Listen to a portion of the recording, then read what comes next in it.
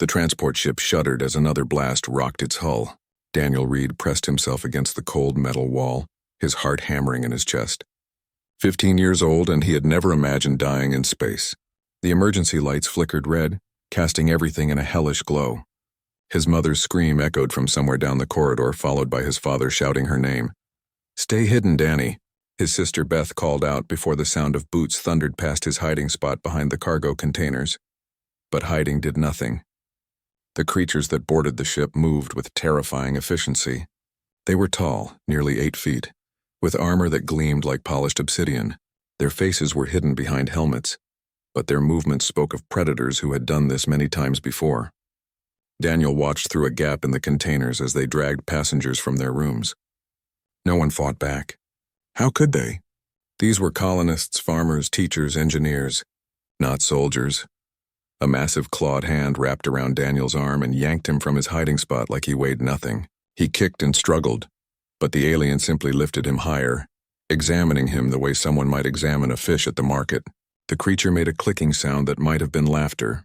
Small, weak, but young. It might last one fight, the alien said in perfect English, though its voice sounded like gravel scraping metal. Daniel was thrown into a cargo hold with dozens of other beings. Some were human, most were not. Creatures with scales, fur, and skin in colors he had never seen before huddled together in the dim space.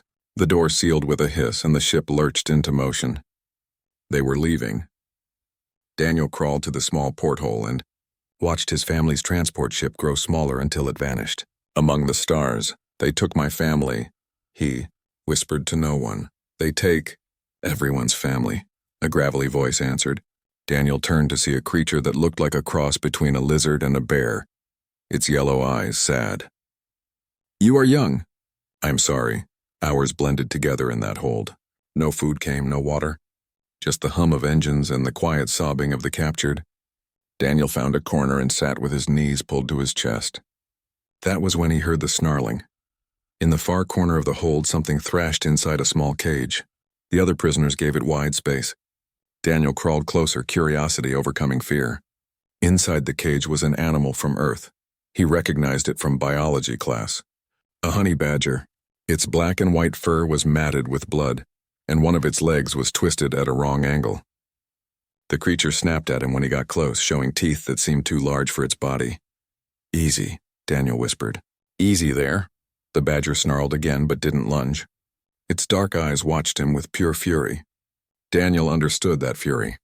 He felt it too, burning in his chest where fear had been moments before. "We are both far from home," he said softly. The ship traveled for what felt like days. Daniel learned from the other prisoners that they were captured by the Krathan Empire, a civilization that had mastered space travel when Earth was still building pyramids. The Krathan took beings from primitive worlds and forced them to fight in arenas for entertainment. The survival rate was low, very low. "Humans never last," said a prisoner with blue skin and too many arms. "Too soft, too slow. Your species is weak." Daniel said nothing. What could he say? He had never been in a fight in his life. His biggest worry 3 days ago was passing his algebra test. When food finally came, it was slop that barely qualified as edible. Each prisoner got 1 scoop in a metal bowl. Daniel ate half of his portion, then pushed the bowl toward the cage. The honey badger watched him suspiciously. After a long moment, it limped forward and began eating, growling the entire time. "You waste food on an animal?" the blue-skinned alien asked. "You truly are foolish." "Maybe," Daniel replied. "But that animal has more fight in it than anyone else in this room." Over the next 2 days, Daniel shared every meal with the badger. He talked to it constantly, keeping his voice low and calm. He told it about Earth, about his home in the mountains, about his sister who loved animals and wanted to be a veterinarian. The badger never stopped watching him with those fierce eyes, but it stopped growling when he approached. On the 3rd day, Daniel managed to reach through the bars and touch the badger's injured leg. The creature tensed but didn't bite. Daniel had watched his sister treat injured animals back home. He knew enough to straighten the leg and use strips torn from his shirt to bind it. "There," he said, pulling his bleeding hand back. The badger had bitten him once, but not hard. A warning, not an attack. That should help. The lizard bear creature watched this with interest. "Why do you help it?" "Because when we get wherever we are going, I think I will need a friend." Daniel answered. The ship finally stopped.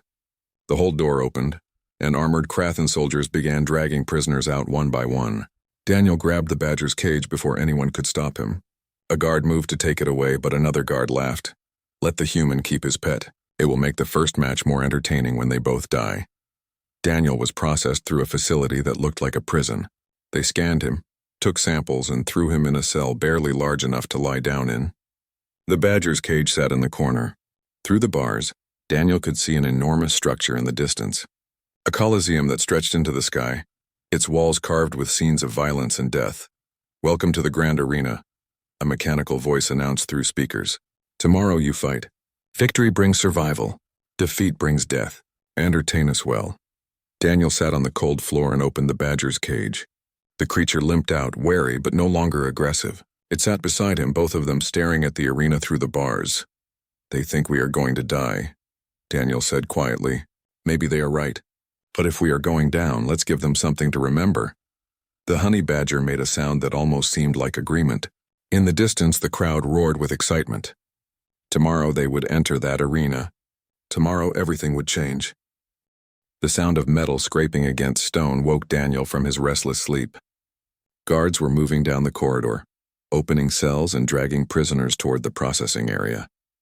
The honey badger, which Daniel had started calling Rascal in his mind, paced in tight circles near the bars. Its injured leg was better, though it still favored the other three when it walked.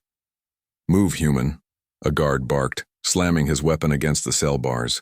Processing starts now. Daniel stood slowly, his whole body aching from sleeping on stone. Rascal growled low in its throat, and the guard actually took a step back. Daniel almost smiled at that. Almost. They were herded into a large chamber filled with other captives. Daniel recognized some from the transport ship. Others were new, scarred veterans with missing limbs and cold eyes that had seen too much death. A creature that looked like it was made entirely of rock stood in one corner. In another, something with too many legs and a mouth full of fangs waited silently. Listen well, meat, a Krathan officer announced from a raised platform. You exist for one purpose: to fight to bleed, to die for our entertainment. The rules are simple. You fight until your opponent cannot continue. Surrender is permitted, though it brings shame. Death is common. Victory brings another day of life and better food. Continued victory brings privileges. Fail us and you will wish for the quick death of the arena. The officer's eyes swept across the crowd and landed on Daniel. Ah yes, the human child. How amusing. Your species is unknown to most of the Empire, but we have studied you. Weak bones. Slow reflexes. No natural weapons. Tell me, small one, can you even lift a blade? Laughter rippled through the Krathan guards. Daniel felt heat rise in his cheeks but kept his mouth shut. Rascal, however, had no such restraint.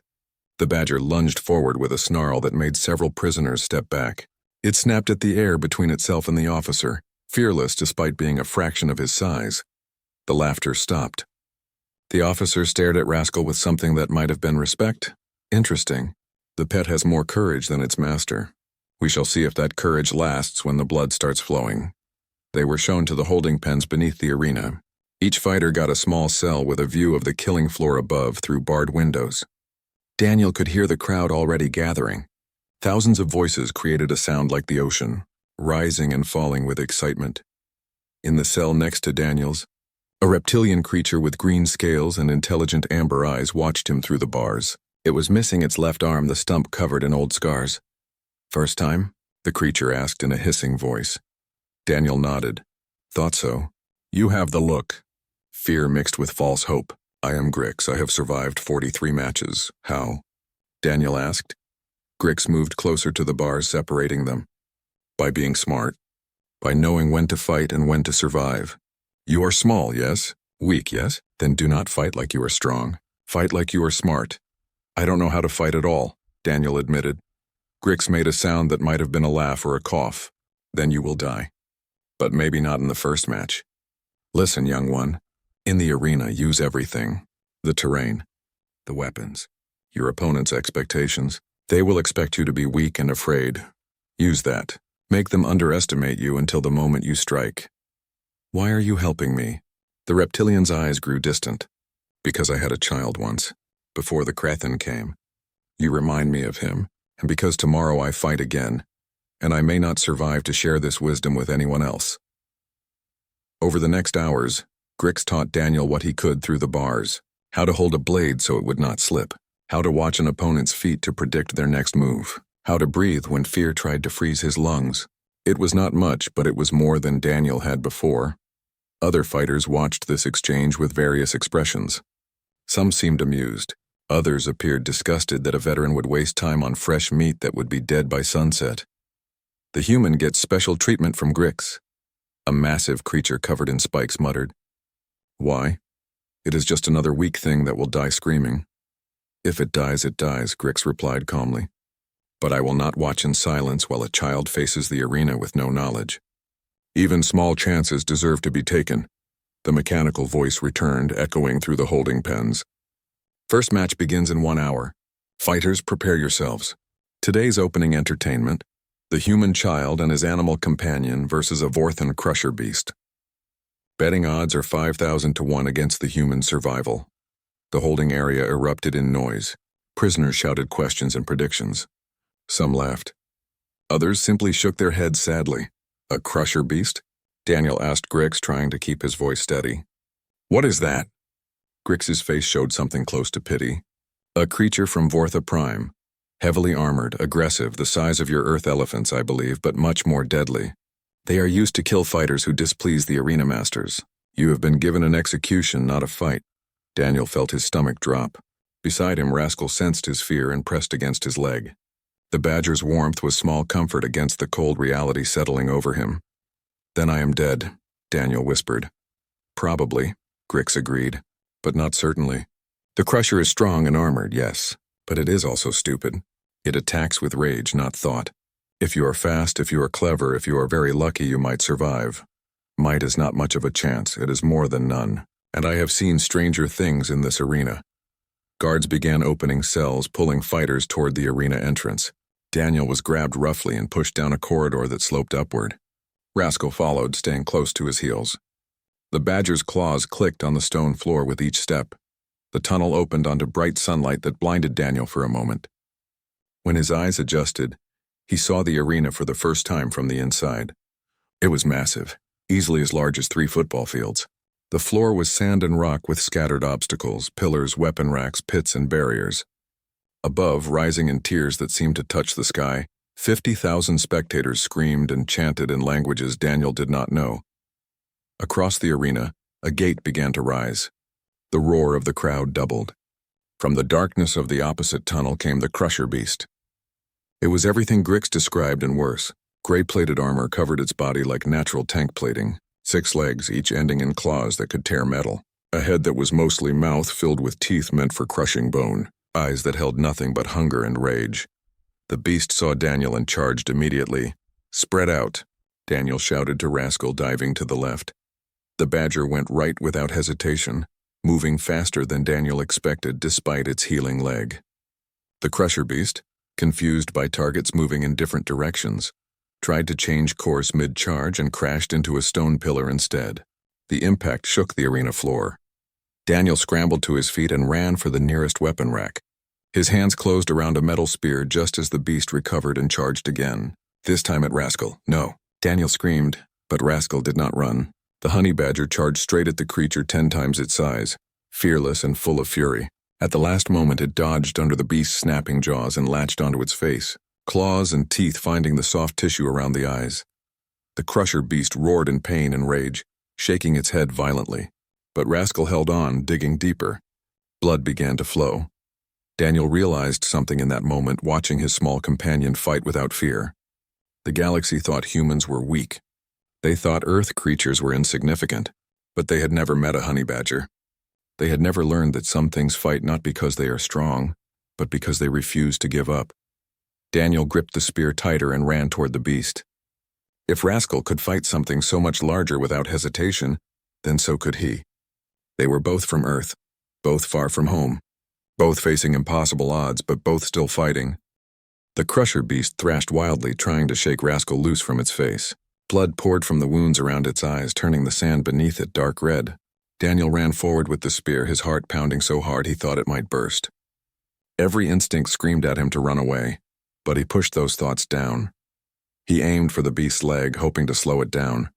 The spear struck the armored plating and bounced off harmlessly, nearly flying from his hands. The impact sent shocks up his arms. It was like trying to stab solid rock. The beast finally dislodged Rascal with a violent shake of its head. The badger flew through the air and hit the sand hard, rolling several times before coming to a stop. It did not move. Daniel's stomach lurched with fear. "Get up," he whispered. "Please get up." The crusher beast turned its attention to Daniel. One eye was ruined, leaking fluid down its face. The other eye fixed on him with pure hatred. It charged again, slower now, but no less dangerous. Daniel ran, legs pumping as fast as they could carry him. He had always been quick in school races, but this was different. This was running for his life. The beast was gaining. Daniel could hear its breathing, smell the rot of its mouth. He spotted a cluster of stone pillars ahead and changed direction sharply. The beast tried to follow, but its size worked against it. It crashed between two pillars, momentarily stuck. Daniel did not waste the opportunity. He ran to the side where Rascal had fallen. The badger was stirring, shaking its head groggily. Relief flooded through Daniel so strongly he almost fell. "Come on, buddy," he said, scooping Rascal up with one arm while keeping the spear in his other hand. "We need to move." The beast freed itself from the pillars with a roar that shook Daniel's bones. It was bleeding from multiple wounds now, not just from Rascal's attack, but from scraping against stone and metal. But wounded animals were often the most dangerous. Daniel's mind raced. Grix had said to use everything. The terrain, the obstacles, his opponent's expectations. What did the beast expect? For him to run, to hide, to die like prey. What if he did something else? Daniel set Rascal down gently. The badger wobbled but stayed on its feet, shaking off the daze. "When I move, you go for its legs," Daniel said. Not sure if the animal understood, but hoping their bond was strong enough.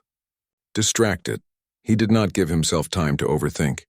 Daniel ran directly at the crusher beast, screaming at the top of his lungs.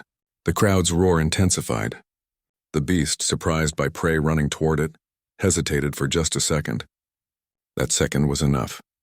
Rascal shot forward like a missile, going low while Daniel went high. The badger attacked the beast's front legs, biting and clawing at joints where the armor was thinner. The beast lowered its head to snap at Rascal, and Daniel used that moment to leap onto its back. He almost slid right off the armored plating. His free hand scrabbled for purchase, fingers finding a gap between plates. The spear was useless up here, so he dropped it and pulled out the small knife he had grabbed from the weapon rack. It was barely longer than his hand, more tool than weapon, but it was all he had. The beast bucked and spun, trying to throw him off. Daniel held on with both hands now, his legs wrapped around the creature's thick neck. Below, Rascal continued his assault, fearless and relentless. The badger was bleeding from a dozen cuts, but showed no sign of stopping. Daniel found what he was looking for, a gap in the armor at the base of the skull where plates met. He jammed the knife into the gap and twisted. The beast screamed, a sound that hurt Daniel's ears. It reared up on its back legs, and Daniel felt himself slipping. He pulled the knife out and stabbed again, deeper this time. The beast crashed forward, smashing into the sand. Daniel barely rolled away in time, his shoulder hitting hard enough to make him see stars. Rascal darted clear as well, limping badly now but still ready to fight. The crusher beast tried to rise, failed, tried again. Its legs trembled, unable to support its weight. Dark blood pooled beneath it, mixing with the sand. The creature's remaining good eye found Daniel, and in that eye, Daniel saw something he did not expect. Not just rage, but confusion, as if the beast could not understand how something so small had brought it down. "Finish it," a voice called from the crowd. Others took up the chant. "Finish it! Finish it!" Daniel stood slowly, every muscle screaming in protest. He picked up the spear from where he had dropped it and walked toward the dying beast. Its breathing was labored now, blood bubbling from its mouth. It was suffering. Grix had told him that in the arena, mercy was weakness, that showing compassion would mark him as prey. But looking at this creature, Daniel felt no hatred. It had not chosen to be here any more than he had. They were both prisoners, both forced to fight for the entertainment of others. He raised the spear and drove it through the beast's remaining eye, pushing until it stopped moving. The crowd erupted in a mixture of cheers and angry shouts. Some had bet on the human. Most had not. Daniel turned and walked back to Rascal. The badger sat in the sand, panting heavily. Blood matted its fur in several places, but its eyes were still fierce, still unbroken. Daniel knelt and gently picked up his companion. "We did it," he whispered. We actually did it. The mechanical voice returned, now with a hint of surprise. Victory to the human and his animal companion. Current betting odds adjust to 1,000 to 1 against survival in the next match. Guards appeared and escorted Daniel back to the holding pens. Other fighters watched him pass with new expressions. Not respect yet, but no longer dismissal. He had done what they thought impossible. He had survived. Grix was waiting when they returned Daniel to his cell. The reptilian's amber eyes were bright with something that might have been pride. You fought well, Grix said simply. We got lucky, Daniel replied, setting Rascal down carefully. The badger immediately began licking its wounds. Luck is part of fighting, but so is courage, so is thinking. You used both today. Grix paused, then added, The arena masters will not make your next match easy. They lost money today. They will want to see you broken. How long until the next fight? Usually they give winners a few days to recover, to heal. But for you? Grix shook his head. I would prepare yourself. They will want to test you again soon. A Krathen guard approached Daniel's cell and threw something through the bars. A large piece of meat and a container of water. Your victory meal. Eat, drink. Tomorrow you fight again. Tomorrow? Daniel asked, not believing what he heard. But I just fought today. The guard's laugh was cruel. You think survival earns you rest? You are entertainment, nothing more. The crowd wants to see if today was luck or skill. Tomorrow you will show them. The guard walked away, leaving Daniel staring at the food. His whole body hurt. Rascal was injured and exhausted. Tomorrow seemed impossibly soon. He shared the meat with Rascal, giving the badger the larger portion. The animal had earned it. As they ate in silence, Daniel thought about what Grix said. About using everything. About being smart instead of strong. The arena masters expected him to be weak. To be afraid. To die quickly and quietly like humans were supposed to. But Rascal had shown him something important today. Size did not matter. Strength did not matter. What mattered was refusing to quit. The crowd had laughed when he entered the arena. They were not laughing anymore. Daniel finished his meal and lay down on the cold stone floor. Rascal curled up against his chest, the badger's breathing slow and steady. Outside, the arena crowd was cheering for the next match, eager for more blood and death. Tomorrow they would fight again. The day after, probably again, and again, until they won enough times to matter, or until they lost once and died. Those were the only options in this place, but tonight they were alive. Tonight they had proven that Earth could fight back. In his cell, battered and exhausted, Daniel Reed allowed himself a small smile. The Krathen Empire thought they knew what humans were capable of. They had no idea. They had captured a scared boy and his wounded animal companion. They had thrown them into an arena to die for entertainment. Instead, they had given that boy a reason to become something else. Something dangerous. 3 weeks passed in a blur of blood and sand. Daniel stopped counting the matches after the 7th one. Each fight brought new opponents, new weapons, new ways to survive. Some fights lasted minutes. Others went on until Daniel's arms could barely lift his weapon, and Rascal collapsed from exhaustion. They won every time. The crowd's reaction changed with each victory. First there was shock, then curiosity. Now there was something else. Anticipation. The betting houses had stopped offering odds against Daniel's survival. Instead, they bet on how long his matches would last, on what method he would use to win, on how many wounds he would take. The arena masters gave him a nickname. The Monster. It started as mockery, but the name stuck for different reasons as the weeks went on. Daniel changed too. The scared boy who entered the arena 3 weeks ago was gone. In his place was someone harder, colder, someone who studied each opponent for weaknesses and exploited them without hesitation. Someone who stopped flinching at the sight of blood. Rascal changed as well. The badger's wounds healed, leaving scars beneath its fur. It moved with lethal precision now, attacking with a focus that seemed almost intelligent. Daniel and Rascal had become a single unit, fighting with coordination that amazed the other prisoners. You fight differently now, Grix observed one evening between matches.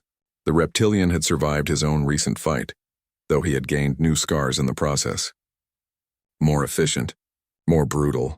Daniel cleaned blood from his knife, not responding immediately.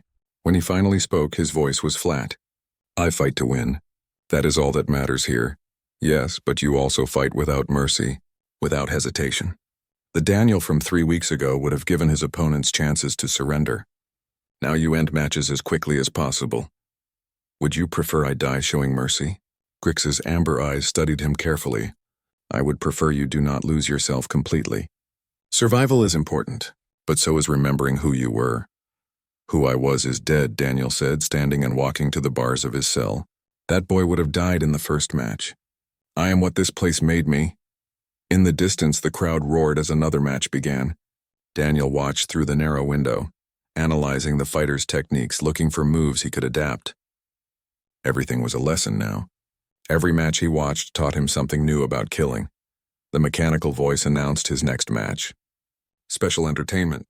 The human monster and his beast versus 3 opponents simultaneously. Krell the Spearmaster, Vosh the Strangler, and introducing the undefeated rookie Talia the Swift. 3 opponents. Daniel had fought multiple enemies before, but never 3 experienced fighters at once. This was escalation. The arena masters were testing him, pushing to find his breaking point. 3 against 1 is not fair, Grix said quietly. They want you to fail. Then I will not fail, Daniel replied. He entered the arena with Rascal at his side. The crowd's reaction was deafening. They chanted his name now, monster, monster, monster.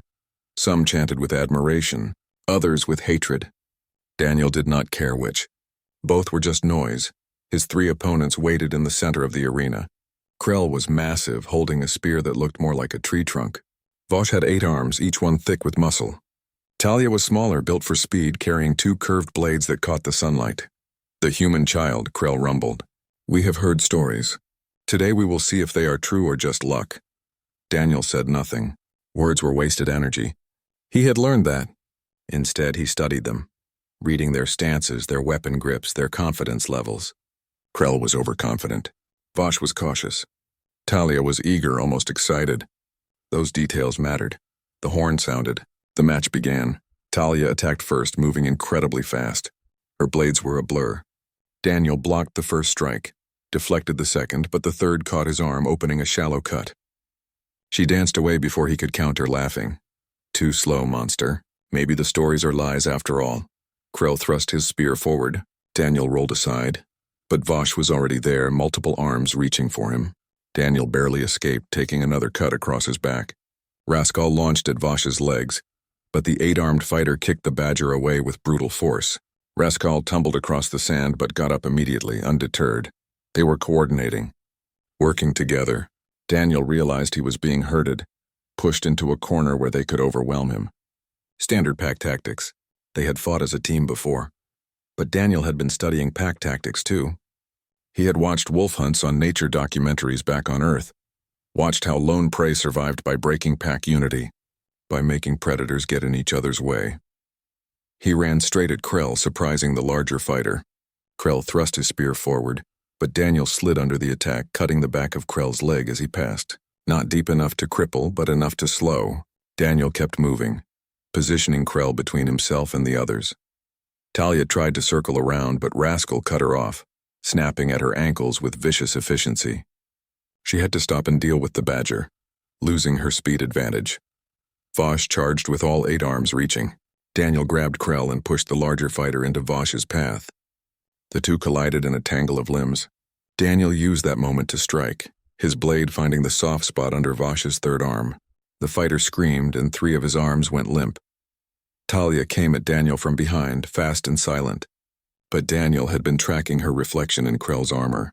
He spun, catching her blade with his own and using her momentum against her. She stumbled past him and Daniel's boot caught her in the back, sending her face first into the sand. The crowd went wild. Krell recovered and attacked with renewed fury, his spear seeking Daniel's heart. Daniel deflected, countered, moved like water around the bigger fighter's attacks. He had learned something important in these 3 weeks. Strength meant nothing if you could not land a hit. He cut Krell's other leg. Then his spear arm, small cuts that bled and weakened. The larger fighter was slowing, his movements becoming sluggish. Blood loss was taking its toll. Vosh tried to retreat, cradling his wounded arms. But Rascal was on him, climbing the fighter's body like a mountain, going for eyes and throat with unrelenting fury. Vosh fell, trying desperately to pull the badger off. Talia was up again, more cautious now. She and Daniel circled each other. Her confidence was gone, replaced by calculation. She was reassessing, realizing the monster reputation was not just talk. "You can surrender," Daniel said. His first words of the match.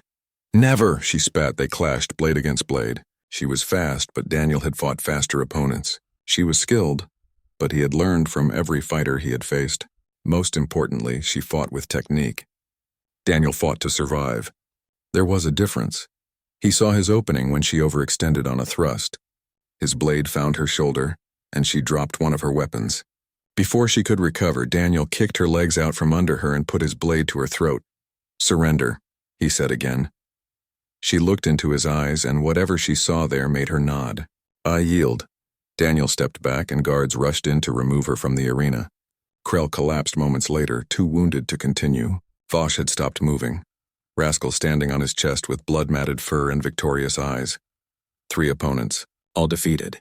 The crowd lost its mind with excitement and rage. Money changed hands rapidly as bets were settled. Daniel walked back to the holding pens without acknowledging the crowd. Rascal limped beside him, favoring his right leg again. They were both covered in blood, some of it theirs, most of it not. Grix was waiting, but his expression was troubled. "You could have killed Talia. She was at your mercy." "Why let her live?" "Because I could," Daniel answered. "Because choosing mercy when you have the power to kill is different than being weak. The arena masters will not like that. They want death. The arena masters get what I give them, nothing more." That night, alone in his cell with Rascal sleeping beside him, Daniel looked at his hands. They were covered in calluses and scars now. Hands that had held pencils and helped his mother cook dinner. Hands that now held weapons and ended lives. Grix had asked him not to lose himself. But Daniel was not sure there was anything left to lose. The boy from Earth was gone. In his place was someone who could look at 3 experienced fighters and see only problems to solve. Someone who calculated the best way to make an opponent bleed. Someone who found it easier to stop feeling than to acknowledge the weight of what he had become. The crowd called him monster now. Daniel was starting to think they were right. Daniel's 20th victory brought unexpected rewards. His cell was upgraded to something larger with an actual bed instead of cold stone. The food improved. They even provided medicine for Rascal's injuries and his own. But the biggest change was the training yard access. 3 times a week, long-term survivors were allowed into a communal space to train and prepare for future matches.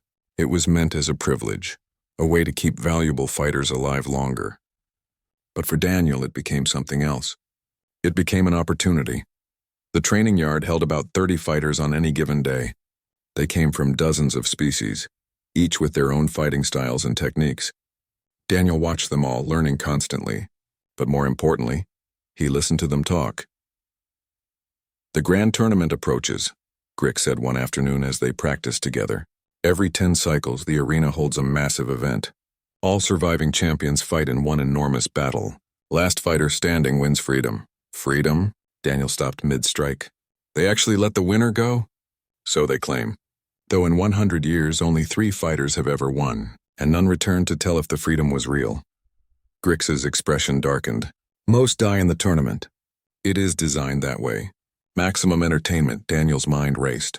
A tournament meant all the fighters in one place at one time. It meant distracted guards focused on the spectacle. It meant opportunity.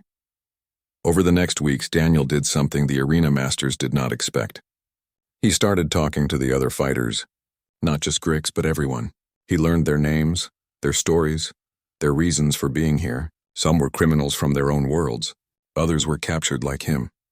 All were trapped. A fighter named Pen, who had 6 limbs and skin like tree bark, spoke of his homeworld's forests.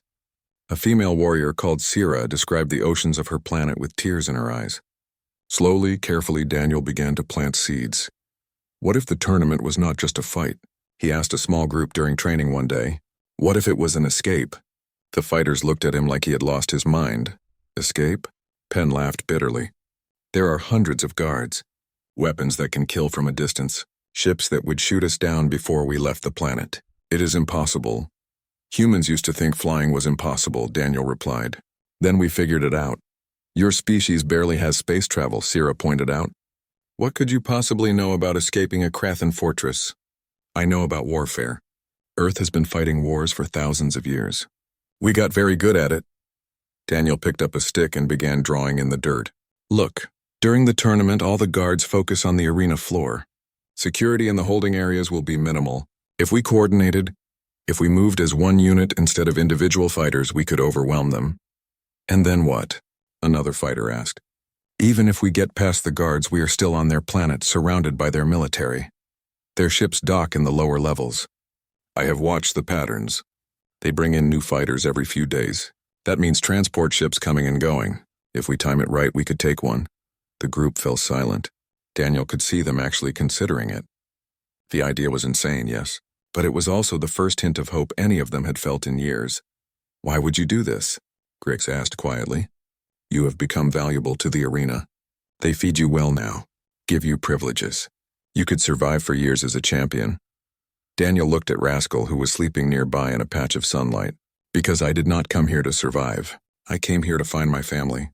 And even if I cannot do that, I can make sure no one else's family is taken the way mine was. Word spread quietly through the training yard over the following weeks. Not everyone was convinced. Some fighters had been broken too completely to believe in hope. Others feared the punishment if they were caught planning rebellion. But enough listened. Enough began to prepare. Daniel shared everything he knew about tactics. Earth's history was full of lessons on asymmetric warfare, on how smaller forces defeated larger ones through coordination and surprise. He taught them about flanking maneuvers, about creating choke points, about the importance of communication and timing. The fighters began to change how they trained. Instead of practicing alone, they started working in groups, testing combinations, learning to coordinate. The guards noticed but assumed it was fighters preparing for the tournament's team dynamics. They did not realize they were watching a revolution organize itself. Then came the day that changed everything. Daniel was called from his cell by a guard he did not recognize. Instead of taking him to the training yard or arena, the guard led him deep into the fortress to areas Daniel had never seen. Luxurious halls with decorated walls and soft lighting. This was where the arena masters lived. Lord Commander Rax waited in a large office overlooking the arena. He was tall even for a Krathan, with armor that looked more ceremonial than functional. His eyes studied Daniel with unsettling intelligence. The human monster, Rax said. You have exceeded all expectations. 20 consecutive victories. You have made me very wealthy. Daniel said nothing, staying silent as he had learned to do around those in power. I have a proposition for you, Rax continued. The tournament approaches. I want you to win it. I will ensure you face weaker opponents. I will provide you with advanced weapons. In return, you will give the crowd the greatest show they have ever seen. Blood, drama, heroic final stands. Do this and I will grant you a true reward. What reward? Daniel asked, not believing any of this. Rax smiled. Your family. They are alive, held in detention on a station not far from here. Win the tournament the way I want, and I will arrange for you to see them. Perhaps even send you all to a comfortable colony world where you can live out your days in peace. Daniel's heart stopped. His family was alive, Beth, his parents. After all these weeks of not knowing, of assuming the worst, they were alive. I want proof, Daniel said. Rax waved a hand and a screen appeared showing video footage. Daniel's mother, father, and sister in a detention cell. They looked thin and scared, but alive. Beth was crying.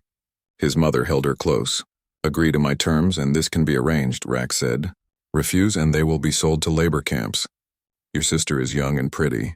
She will fetch a high price in certain markets. The threat was clear. Daniel felt rage burn through him, hot and violent. But he pushed it down, forced his expression to remain neutral. Rax was watching for his reaction, testing him. I need time to think, Daniel said carefully. You have until tomorrow. Choose wisely, human. This is the only chance you will ever have to save your family. Back in his cell, Daniel sat in silence for a long time. Rascal sensed his distress and pressed against his leg, offering wordless comfort. The choice before him was impossible. Save his family or free hundreds of trapped fighters, personal salvation or collective rebellion. Grix appeared at the bars separating their cells. Something troubles you. Daniel told him everything. About Rax's offer, about his family, about the choice he had to make. This is not truly a choice, Grix said gently. If you agree to Rax's terms, he will never honor them. He will keep you fighting as long as you are profitable. Your family will remain leverage forever.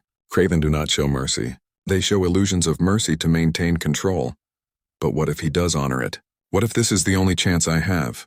Then you must ask yourself what your family would want. Would they want you to save them at the cost of hundreds of others?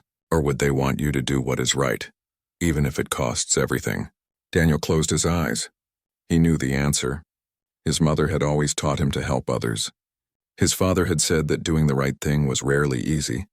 Beth had a shelf full of books about heroes who sacrificed for the greater good. They would want him to choose the rebellion, even knowing it might mean never seeing them again. "I hate this," Daniel whispered. "I know," Grix replied, "but this is how we know we are still alive. Still capable of choosing. The day we stop caring about others is the day we truly become monsters." The next day, Daniel gave Rax his answer. He would fight in the tournament, but he would do it his own way, on his own terms. Rax's expression darkened with anger, but he dismissed Daniel without another word. The tournament was 3 days away. Daniel gathered the fighters who had agreed to the plan and shared the final details. When the battle began, when all eyes were on the arena floor, they would strike, not just escaping, but liberating everyone they could, sending a message to the Krathan Empire that their arena was broken, that their captives were done being entertainment. It was a suicide mission. Most of them would probably die. But dying while fighting for freedom was better than living as someone else's property. The night before the tournament, Daniel lay awake thinking about his family. About Beth's laugh, his mother's cooking, his father's terrible jokes. He might never see them again. Never get to tell them he was sorry. Never get to say goodbye properly. But he would make sure their son did not become a monster. That even in the darkest place facing impossible choices, he chose to be human. The grand tournament began at dawn. 50,000 spectators filled the arena, more than had ever attended before. The air practically vibrated with their excitement. In the holding pens below, 32 fighters prepared themselves. 32 survivors out of hundreds who had entered the arena over the past year. These were the best, the strongest, the most cunning. Today they would all fight at once until only one remained standing. Daniel checked his weapons one final time. A short sword, a knife, and a length of chain he had learned to use as both weapon and tool. Rascal paced nearby, more agitated than usual. The Badger could sense something was different about today, something dangerous. The other fighters who knew the plan moved through their own preparations. 20 fighters had agreed to join the rebellion. 12 had refused, either out of fear or disbelief. Those 12 would fight as the arena expected, not knowing what was coming. Grix approached Daniel's cell. The reptilian warrior carried his favored double-bladed staff. "This is the last time we may speak as fighters. If we survive today, we will either be free or we will be dead. Either one is better than staying here," Daniel replied. "Your family. Have you made peace with your choice?" Daniel touched the bars of his cell, looking out at the arena preparation happening beyond. "No, I do not think I ever will. But I know it was the right choice. My mother would understand. Beth would understand." The mechanical voice echoed through the holding area. "Fighters, prepare for entrance. The tournament begins in 5 minutes. Glory awaits the victor. Death claims all others. May the strongest survive." The cells opened simultaneously. 32 fighters moved toward the entrance tunnel. Some walked alone, others moved in small groups, temporary alliances that would break the moment the fighting started. Daniel walked with Grix and Rascal, his mind focused on the plan. They emerged into blinding sunlight and deafening noise. The crowd's roar was like physical pressure against his ears. The arena floor had been modified for the tournament, filled with obstacles, platforms, and weapon caches. It was designed to create dramatic moments, to space out the fighting so the audience could follow multiple battles at once. The horn sounded. Chaos erupted immediately. Fighters who had old grudges attacked each other. Opportunists went after weakened opponents. The crowd screamed approval as blood began to flow within seconds. Daniel and his group moved as planned, fighting defensively while working toward the arena's south side.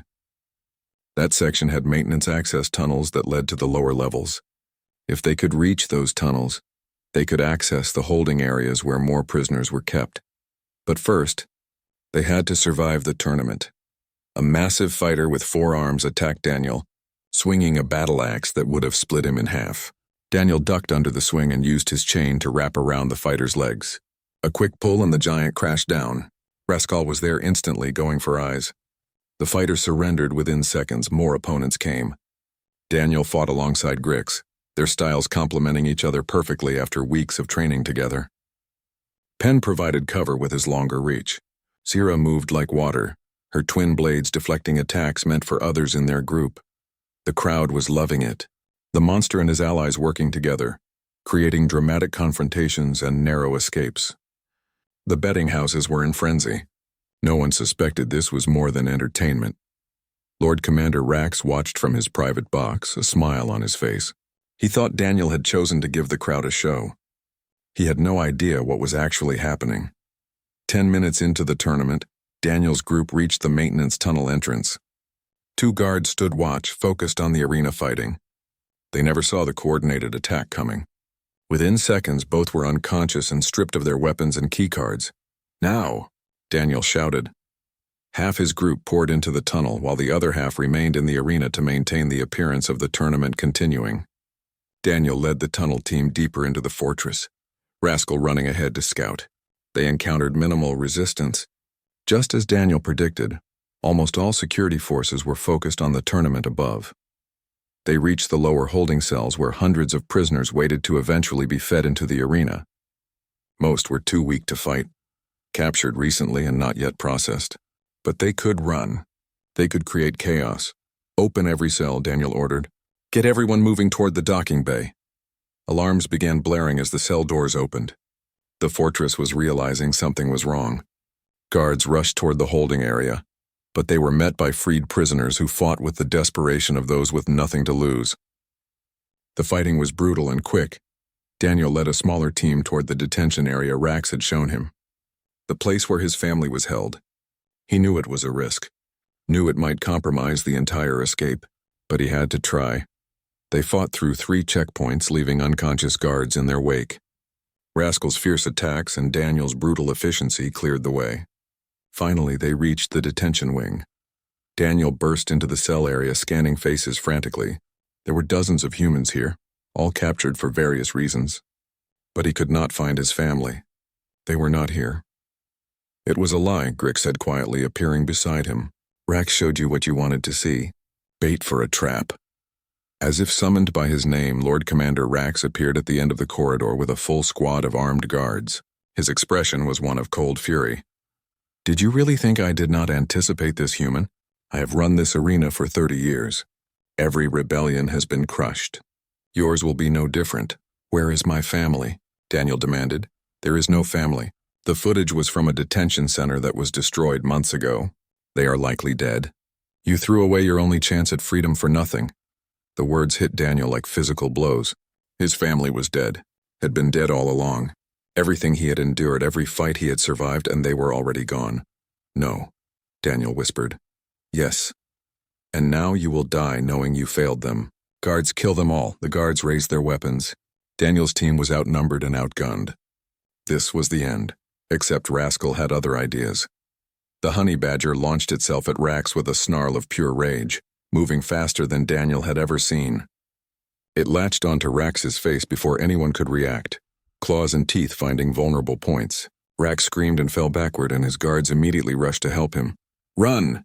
Grix shouted, pushing Daniel toward a side passage. They ran, leaving Rax's screams behind them. Daniel's mind was numb with grief and shock, but his body kept moving on instinct. Rascal caught up to them, bloodied but triumphant. The badger had bought them the seconds they needed. They rejoined the main group at the docking bay. The scene was chaos. Freed prisoners fought Krathan soldiers while others tried to board captured ships. Explosions rocked the fortress as someone had sabotaged the power systems. "The ships are ready," Penn called out.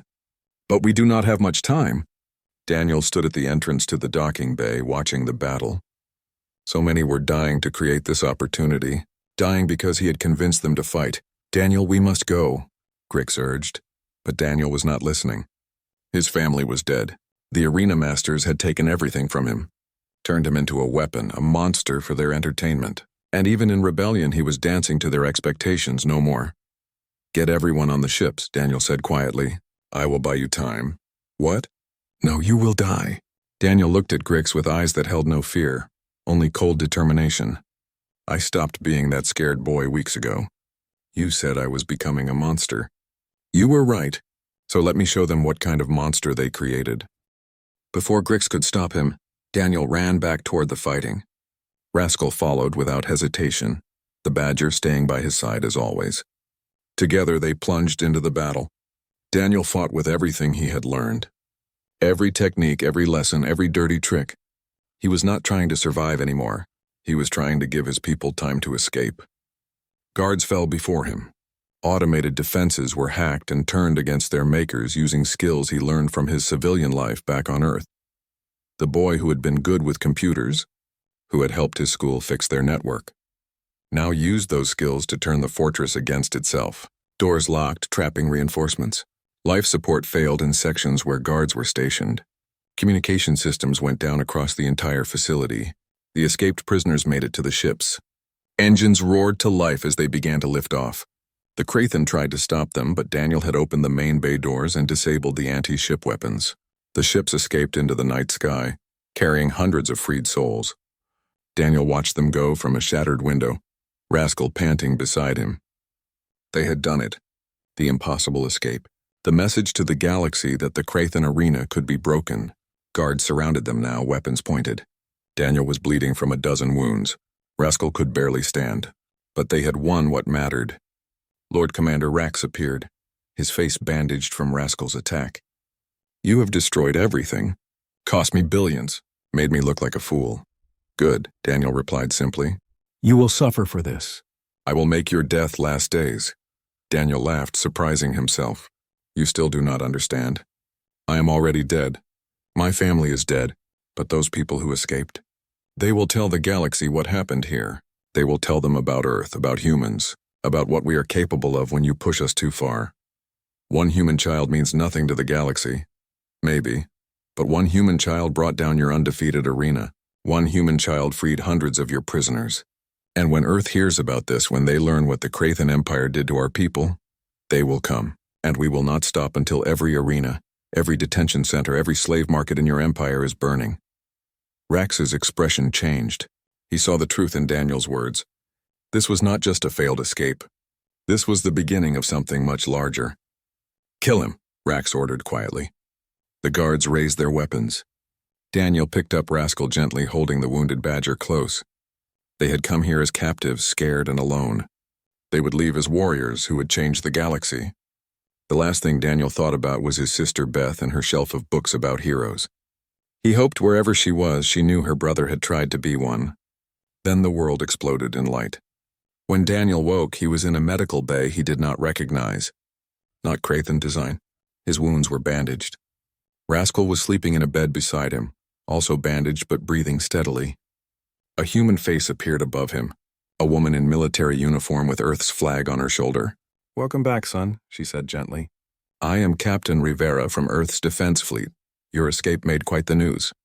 Every species in 3 sectors heard about the human who broke the Krathen arena. The freed prisoners made sure everyone knew your story. My family," Daniel managed to say. Rivera's expression turned sad. "I am sorry. We checked. The detention center footage Rax showed you was real, but it was years old. That facility was destroyed before you were even captured.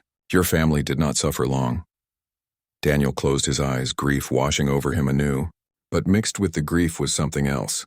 Relief that they had not suffered in the arena like he had, that they had been spared becoming what he had become. "What happens now?" he asked. "Now? Earth wants to meet the kid who took on an empire, and the Krathen are facing sanctions from every major power in the galaxy. Turns out a lot of species had loved ones taken by those arenas. Your rebellion inspired others. 3 more arena facilities have been liberated in the past week." Daniel looked at Rascal, sleeping peacefully now. "I am not a hero. I just wanted to survive. Maybe, but you chose to help others survive too. That counts for something." Rivera paused. "Earth's military is building a new division. Human-alien cooperation. Teaching others our strategies, our way of thinking. They want you to help lead it. Share what you learned." "I am 15 years old," Daniel said. "You are also a survivor who outsmarted an empire. Age does not matter. Experience does. And you have more experience than most of our generals." Daniel thought about Grix's warning, about not losing himself, about staying human even in the darkest places. He had become a monster in that arena, but maybe he could become something else now. A teacher, a protector, Someone who made sure what happened to him never happened to anyone else. I will do it, he said. On one condition. Rascal comes with me everywhere. Rivera smiled. I think we can arrange that. After all, you two are a team. The galaxy needs to learn that when you threaten humans, you do not just face us, you face everything we care about, and we care about everything that fights alongside us. Word spread across the known galaxy. The human who broke the Krathan arena. The boy and his fierce companion who proved Earth was not to be underestimated. Some species viewed it as a warning, others as inspiration. All of them learned a simple truth. Humans might not be the strongest species, might not have the best technology or the longest history, but when pushed to the edge, when fighting for something they believed in, they became something far more dangerous than any warrior race. They became monsters who chose when to show mercy and when to show teeth, and the galaxy would never make the mistake of underestimating them again.